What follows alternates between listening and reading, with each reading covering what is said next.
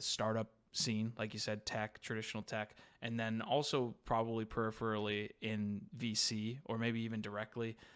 What experiences do you bring from there that help you in Web3, right? Because I feel like people always want to, this is Web3, like we're going to do it our own way, but there's a lot of really cool things that Web2 does. Let's take some shit over there. Yeah, So is there any crossover there from your previous work?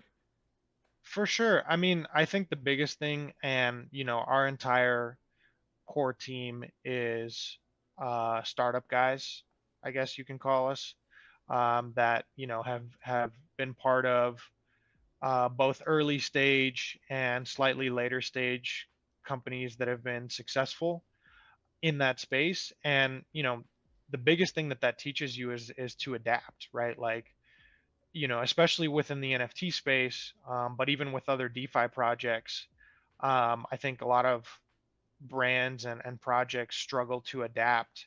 And this is an even more violently changing ecosystem than anything I've seen in all of my time in early stage tech. The market moves at a pace that we've never seen before. I mean, it changes on a dime, day to day, week to week.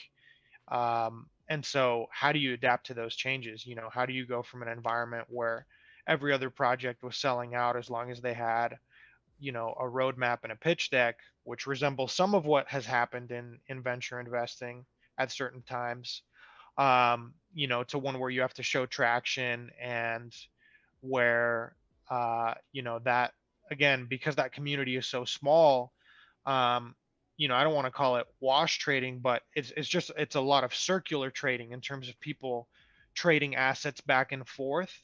As much as there's been new money that's come in over the last 12 months, that pool is still relatively small and insulated. And so that's I think kind of what we're seeing as well, is not just this is a bear market, but there's less there's less hands to exchange that money amongst. And so until we get to that point where we start to pull in that larger mainstream market, that's a challenge that early stage startups have to navigate.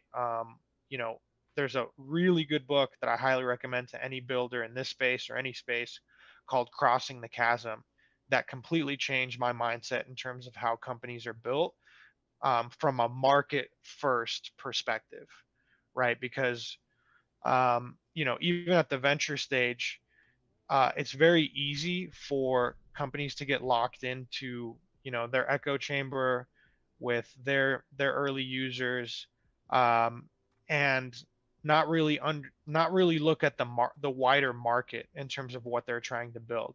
And what I mean by that is, like, are there customers, right? How many customers are actually there ready to buy your product? Not people that you're trying to evangelize and onboard that have never touched a crypto product in their lives, but how many customers are there ready to receive your product?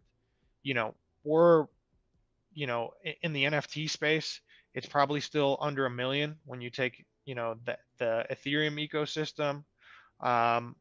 If you take all the NFT ecosystems combined, maybe it's 3 or 4 million, in terms of actively engaged customers. And then even once you go out to the full crypto market, you're still looking at a few million users. And so, that's like, there are companies that have a few million users, and we're working as an entire industry with that small customer segment. Mm-hmm. So understanding where the market is and what you have to do to cater to the early adopters versus the mainstream market, it's very different, the approach that companies have to take. Yo, it's Nifty Q. I hope you enjoyed that short clip from my interview. Each week, I'm sitting down with some of the best founders in the industry to help you on your journey in NFTs and Web3. All the links to the podcast are in the description. Hope to see you there.